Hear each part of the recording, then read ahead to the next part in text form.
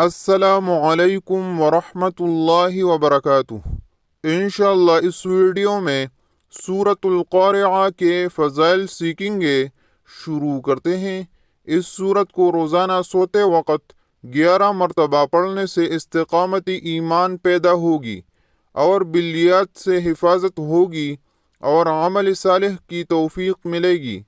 مہمات میں آسانی پیدا کرنے کے لیے اس سورت کو 180 مرتبہ پڑھیں۔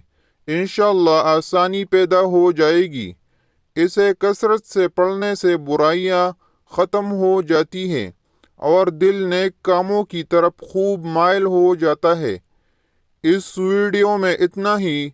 اللہ حافظ۔